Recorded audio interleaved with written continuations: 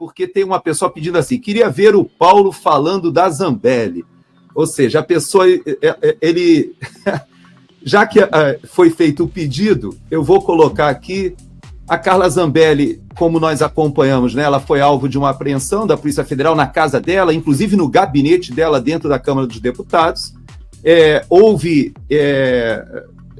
na realidade, né, isso foi fruto de um evento que aconteceu no início do ano, ali em janeiro, quando um hacker entrou e colocou um mandado de prisão para o Alexandre de Moraes. Eu não sei se vocês lembram disso, mas a gente virou meme, todo mundo fez piada na internet, que o hacker entrou e colocou um mandado de prisão contra o Alexandre de Moraes. E isso depois se descobre que há uma conexão dela, etc.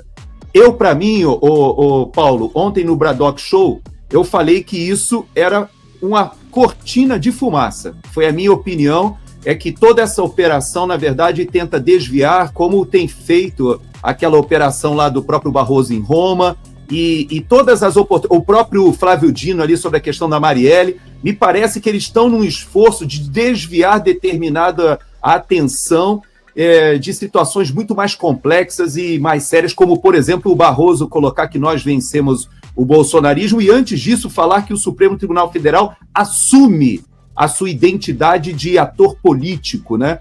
E ele vai ser o próximo presidente do Supremo Tribunal Federal. Então, o pessoal pediu, tá aí, quer ver o Paulo falando da Zambelli. Qual o crime mais grave que existe hoje no Brasil? Não é pedofilia, não é tráfico de drogas, certamente, nem crime mais vai ser, né? Dependendo da coisa. Só pros vapores, como a gente chama, acho que no Rio só chama de vapor. Não sei como é que é no resto do Brasil. O cara que fica carregando a droguinha em pequena quantidade pro vapor não é mais crime, segundo o Alexandre está querendo decidir. Então, assim, qual é o crime mais sério? O crime mais sério é você fazer qualquer coisa contra o Alexandre de Moraes. Esse é o crime mais sério do Brasil. Esse é o crime que, se você xingar ele no aeroporto, no dia seguinte vão ter 6 carros da Polícia Federal na tua casa. Nada no Brasil tem um grau de punição mais alto do que você falar alguma coisa contra o Alexandre. Se você fala, já toma multa. Agora, a pessoa que contratou um hacker, supostamente, não sei se a história é verdadeira ou não, para fazer essa provocação contra o Alexandre, né, mostrando que os nossos sistemas eletrônicos talvez não sejam tão seguros assim, né? A pessoa que contrata um hacker para fazer esse tipo de coisa é uma deputada federal. Não sei se isso justifica busca e apreensão, tomada de passaporte, etc, etc. A Carla Zambelli, assim, se você parar para pensar, né, nas virtudes cardinais, eu vou tomar aqui emprestado dos católicos, se eles me permitirem: a prudência, a justiça, a temperança e a fortaleza. A que mais falta no Brasil, já que a gente estava falando de virtudes, é sem dúvida nenhuma a fortaleza, né? O brasileiro não é corajoso, não gosta de enfrentar as coisas. E eu não vejo essa falta de fortaleza na Carla Zambelli. A Carla Zambelli é uma pessoa que pode faltar a ela, em certos momentos, prudência e temperança. Mas certamente fortaleza não falta, porque ela é uma pessoa muito forte, ela é combativa. E por ser combativa do jeito que é que ela está sofrendo as consequências que está sofrendo. Então tem muita gente na própria direita que fala: essa mulher só faz coisa desastrada, aquele negócio da arma, agora o negócio do hacker, e isso é inoportuno, e etc, etc. E ok, há um ponto de verdade nesse argumento. Talvez a própria Zambelli hoje reconheça esse tipo de coisa, que ela não tenha tomado as atitudes mais prudentes, mas não é por isso que ela está sendo perseguida. Não é. Certamente não é por isso. Ela está sendo perseguida porque incomoda de fato o sistema, justamente porque ela é uma das poucas pessoas que tem coragem e fortaleza de fazer o que tem que ser feito. Então, é uma tremenda injustiça. Eu acho uma tremenda injustiça quando eu vejo pessoas jogando a Carla Zambelli de bastões. Eu vou fazer um depoimento aqui. Foi uma das pessoas, um dos deputados e deputados mais ativos no sentido de tomar atitudes, de fazer alguma coisa. Que eu vi. E eu acho que eu conheço, dos 100 que eu disse que são bons no Congresso, eu acho que eu conheço todos.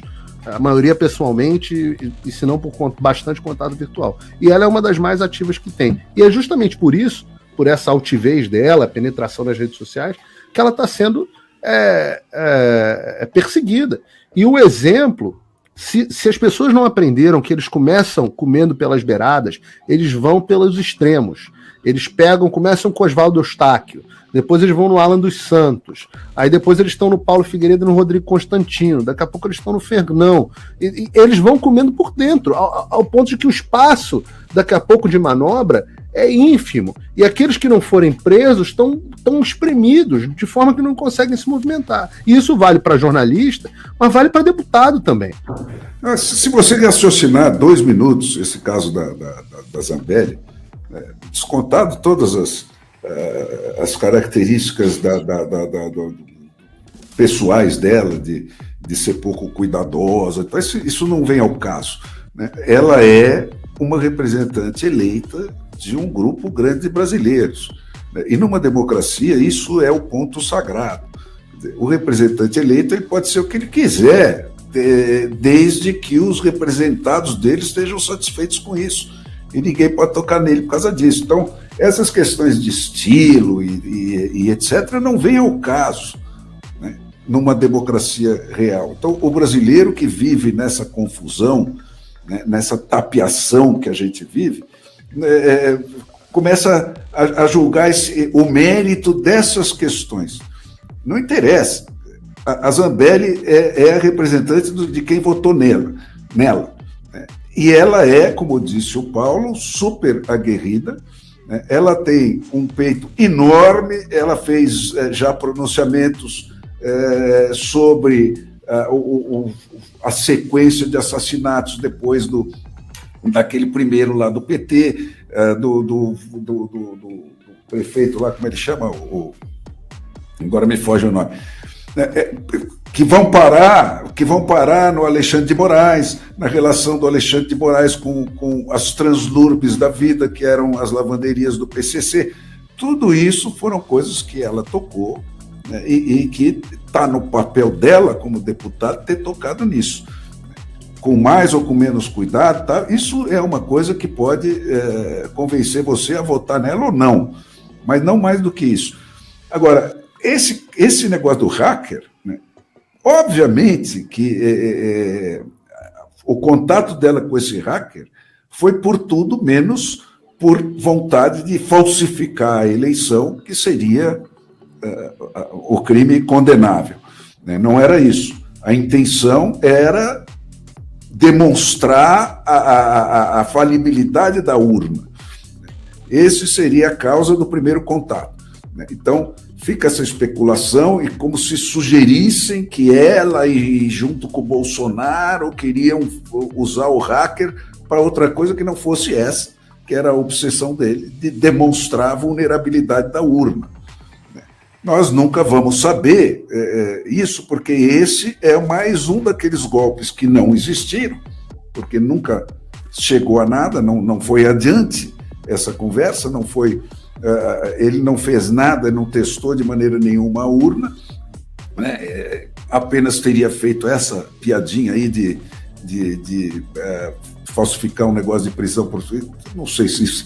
Aí, isso está capitulado na lei? Ok, a Zambelli que pague por essa coisa, mas muito mais grave do que ela fez de convocar um hacker, como todos os governos do mundo fazem, todos os bancos do mundo fazem, o FBI faz, o Pentágono faz, contrata hacker para testar os seus sistemas, né? Muito mais grave que isso é mandar toda hora a Polícia Federal invadir a casa e os gabinetes de representantes eleitos do povo brasileiro, né? Isso é que é inadmissível, e não qualquer erro menor que ela tenha feito e, eventualmente, que tenha que pagar por isso. Agora, e mais grave ainda que isso, é essa história de conselho de ética e de decoro parlamentar, não sei o que, decidir quem que fica e quem não fica deputado.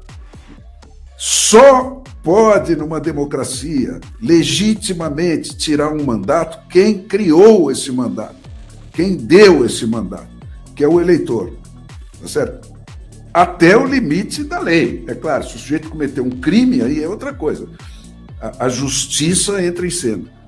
Mas os outros deputados, esses comissões de decoro, caçar mandato, isso é uma excrescência, é um absurdo, é um convite para o abuso, para a falsificação desse instrumento, para isso virar uma ferramenta da luta política. Tudo isso está errado, entendeu? Não pode. Veja um exemplo aqui dos Estados Unidos com o George Santos, né, que passou por um monte de problema aqui, foi pego mentindo, processo contra ele, etc, etc. É isso aí, você lima o cara de todo jeito para ver se os constituintes dele tomam essa providência, mas ninguém pode tomar essa providência, ninguém tem esse poder. Você não pode, você não tira o poder do povo e transfere para uma casta, né? Então, aí a democracia brasileira é falsa de ponta a ponta por causa dessas coisas, cara. Você não tem nenhuma ascendência sobre o seu representante, você nem sabe quem é ele, porque o sistema eleitoral brasileiro não te permite saber. Então, tudo daí para frente degenera, entorta e vira instrumento da luta pelo poder, né? E corrompe todo mundo. E não há virtude que resista a isso. Pô. O virtuoso é expulso do Brasil. O virtuoso não entra dentro do Brasil oficial. Ele é expelido, porque ele é uma ameaça à continuação daquilo. Qualquer sujeito virtuoso que entrar lá é linchado. Lixamento faz parte. É expelido. Não tem como exercer virtude dentro de um sistema podre como esse. Pois é, mas a gente não joga a toalha, né? E Paulo, nesses... O Brasil precisa de foco, gente. Nós precisamos definir aonde estão as chaves, como a esquerda faz. Né? O que a esquerda fez nesses 40 anos? Ela estudou o sistema, tentou por ali, tentou por aqui, e descobriu que, pegando 5 caras ou 6 dentro do Supremo Tribunal e alterando o regimento interno do Congresso Brasileiro, da Câmara e do Senado, para dar superpoderes para os Rodrigo Pacheco e para o Arthur Lira, você fica dono do Brasil. Né? E aí foca e vai lá e faz isso. E nós temos que ir lá e desfazer isso, precisamente isso. Eu acho que principalmente punir um cara. A gente precisa de um cara a gente precisa punir um cara. E esse cara que tá com a faca e o queijo na mão para o povo realmente focar e pedir a cabeça dele, figurativamente falando, é claro, é o Alexandre de Moraes.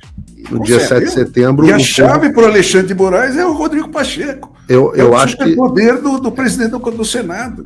É verdade, mas eu acho que passa pelo povo na rua com uma pauta única. Exatamente. E central, que é a cabeça do Alexandre. E por isso que eu... Para mexer nisso, entendeu? Porque se você for para a cabeça do Alexandre direto, né, você vira o golpista. Não é assim. Né? Quem tem a atribuição de pegar a cabeça do Alexandre é o Senado Federal. É o Senado. Então Claro, você tem que lavar o caminho ninguém sugere, do Senado Federal. Ninguém sugere arrancar o Alexandre de lá. Golpe para lá e para cá. Claro, mas até para deixar claro aqui, Gerson, ninguém sugere arrancar o Alexandre de lá. Claro. O que está se falando é do povo ir às ruas exigir que as instituições brasileiras funcionem, mesmo com os problemas que elas estão tendo, e que pressionem a figura do Rodrigo Pacheco para que ele dê andamento. Você nunca viu a esquerda afirmar, né, que ela queria tomar o poder do Congresso Nacional, né, com uma falsificação do regimento interno. Ela não vai dizer isso. Eu quero tomar conta do Senado da República. Ela vai lá, estuda as coisas e fala, se eu mexer nesta vírgula aqui, eu tomo. E os caras, quando acordarem, já estão tomados. Né? É isso que eles fazem, cara. Então, mas aí vem uma pessoa aqui, uma besta quadrada, e fala: quem está fora do Brasil é fácil falar para ir às ruas. Como se eu não tivesse ido às ruas todas as vezes que eu estivesse no Brasil, o Gerson também. Como se eu não adoraria ter passaporte e poder entrar no Brasil para poder ir às ruas. Adoraria. Se eu já fui tantas vezes, se eu pudesse ir novamente, seria maravilhoso. Agora, eu desafio a essa senhora que acabou de fazer esse comentário infeliz e a outras pessoas que acabam fazer mais do que eu estou fazendo e sofrer mais consequências do que eu sofri pelo que eu estou fazendo. E isso é uma mentalidade que as pessoas usam isso como justificativa. Eu não estou preocupado com ter me ofendido ou não me ofendido, não. É porque eu não quero deixar para as pessoas o espaço para desculpa de não ir para as ruas. Porque não, isso é tão estúpido quanto você ficar Exato. futricando em cima do mérito do que a Carla Zambelli falou, deixou de falar, quando o que está em jogo é isso, cara. Pois é, mas eu tenho que... trapaceado no sentido mais fundamental da regra democrática, em nome da proteção da democracia. as pessoas precisam voltar às ruas. Dia 7 de setembro assim é uma também. Data... Eu creio que nós precisamos de um fato portador de indignação que leve as pessoas à rua e que leve as pessoas a pressionarem, pelo menos a parcela da população que está sensível ao que está acontecendo, pressionarem o próprio, como o Fernão fala, o próprio Senado Federal, o Rodrigo Pacheco. Nós vimos ali um lampejo que o Fernão ficou até um pouco satisfeito de ver esse lampejo de reação do Rodrigo Pacheco, mas a gente precisa de mais. E eu preciso... façam um tal do triplo C. Curta, comenta, porque a integração do chat ajuda muito, e compartilhe. Você pode fazer essas 3 coisas que ajudam o algoritmo a aparecer. Mas eu não estou brincando não, pessoal. Dá uma paradinha agora de 1 segundo e clica no joinha, porque às vezes sabe, essa pessoa já está acostumada a ouvir isso. Não, é importante que você faça isso, porque se você não fizer, inclusive atrapalha o vídeo. Parece que o vídeo é menos relevante.